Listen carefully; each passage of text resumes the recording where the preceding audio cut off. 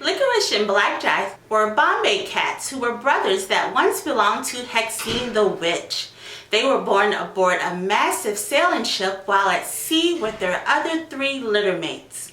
Both cats had shiny black coats and gorgeous yellow eyes, which shone with mischievous intent. They were identical except for their tails. Licorice had a straight tail, while Black Jack's tail was crooked. His tail became crushed when it was caught on a grappling hook while trying to chase a fat rat. The rat got away, but Black Jack became scarred forever. From that moment on, Black Jack swore vengeance on all rats wherever they might be. When the brothers looked alike, it was perfect because if anyone wanted to identify which cat did what, he or she could not. Since the advent of the crooked tail, it was not so easy for the brothers to fool anyone. They used to get away with a bunch of tomfoolery and shenanigans since no one could spot their difference. Those good days were over forever. How Black Jack hated rats even more than he had initially. Unlike other cats that are usually territorial, Licorice and Black Jack were always together. When the seas became choppy and rough, and when the high waves tossed them from side to side, and it felt as though they were going to drown when the massive waves poured over the vessel's deck, soaking everyone and moving everything, the cats huddled together with their little mates. Stormy weather made them feel a great closeness to each other, unfelt by the landlubber cats. From birth, the duo became inseparable. They adored each other and even shared every tidbit they found. Never once did either take the other's meal. When the waters were becalmed and the ship stalled and drifted from lack of sailing winds, life was usually dull. After the crew scrubbed the vessel clean, repaired the sails, and mended the ropes, there was little left to do but wait for good headwinds. Seeing their shipmates' boredom made the cats devise ways to entertain them. The tricks were a fantastic means of making the sailors want to give them tasty choice bits from their place when they ate. They befriended the ship's cookie and were always hanging in the galley. When a meal was prepared, they first got dibs on most everything. They danced on the galley dresser and drove the cook mad trying to scoot them off. They rushed to the mess room when meals were served to scarf up any morsel dropped or passed to them under the table by the sailors. They peered down the hatch and got underfoot when the crew was trying to load or offload cargo.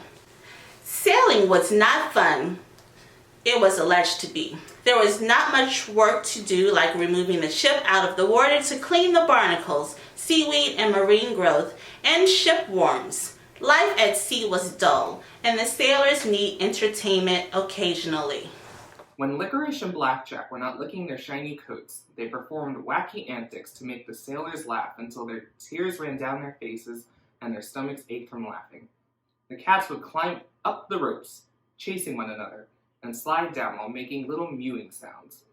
They tumbled, scooted, ran, and chased each other until they were exhausted.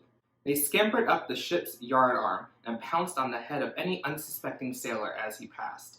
The seamen wore thick wool caps to protect themselves from being scratched by the cat's claws when they suddenly landed. Licorice and Black Jack curled up into little balls and rolled around the ship's deck. They thumped on the sailors' legs as if they were bowling balls. Yowling contests were held to see which one of the brothers could screech the loudest or the highest. The sailors would wager pints of ale on which one would win. As a special treat, the cats would choose their favorite sailors' hamper nightly with whom to sleep. That made for many a bet to determine which of the crewmen was selected. The cats were warm and fuzzy. Their little bodies provided warmth. Further, they purred and buzzed softly, sending the selectee gently to sleep. The cats were a favorite of the seafarers. The other members of the litter were quiet and subdued. They stayed to themselves, hunted for their prey, and acted as one would expect on any self-respecting cat to behave. Not so Licorice and Black Jack. The brothers were a different sort of feline. Not only did they provide great entertainment for the bored crew, but they also proved to be accomplished ratters. They fervently roamed the ship and raided every crack and crevice in which a rodent might hide. After their forages, the boat stayed rat and mice free for the rest of that voyage. No matter what port the vessel visited, and regardless of how many rats or mice sneaked on board, it proved to be the visitor's death warrant. None were in evidence when the ship pulled into harbor. Everyone loved Licorice and Black Jack. The captain was proud of his ownership of the cats that he had his ship's figurehead carved to resemble Licorice and Black Jack. He also commissioned a world-famous flag maker to sew a flag for the main mast with the likeness of Licorice and Black Jack on it. Among seamen, the cat's reputation traveled far and wide. Every sea dog on the 7 seas knew that Licorice and Black Jack were the best-known felines in the world to rid a vessel of unwanted vermin. Every time the ship would enter a harbor, some ship captain would approach the boat and offer to buy one or the other cat. They offered bulging sacks of coin for them.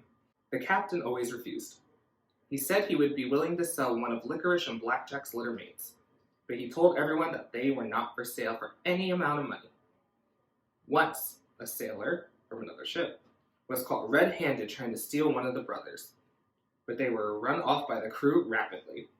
The cats were valuable members of their team and guarded closely when the ship docked at any new port, for fear they would be filched by some other unscrupulous brigand. The ship members never dreamed one of their own team would stoop so low as to take their prized merrymakers and all-time great ratters. There was an unsavory member of the crew who was named Klutz Hairbrain. He was always doing something underhanded. He cheated at cards regularly and had to be overseen whenever he played any game or tossed dice. Finally, most of the crew members refused to play with him, as he couldn't be trusted to be honest about anything. He was lazy and never pulled his weight. Whenever the ship was fighting high seas, he claimed to have trouble with his stomach and could never man the crow's nest or climb the forecastle. Klutz was always the last to appear on deck when all hands were called. He never helped to lift the bales of cargo in any port and had to be chastised to do so. Not once did he offer to lend a hand with any of the ship chores unless a demand was made for him to do so. Previously, Klutz was flogged by the first boatswain's mate with cat-o'-nine tails for attempting to steal a valuable item from the captain's cabin. The only reason he was not thrown overboard then was because the ship was short of hands. One day, shortly after that incident, a crew member caught Klutz stealing personal items from several members of the crew and stuffing the valuables in his rucksack. The ship's captain took a vote among the crew members. They gave him several choices. Either he could be strapped to the yardarm, flogged, keel-hauled, walk the plank, or leave the ship with only the clothes on his back. The crew's vote was for him to either walk the plank or clear out.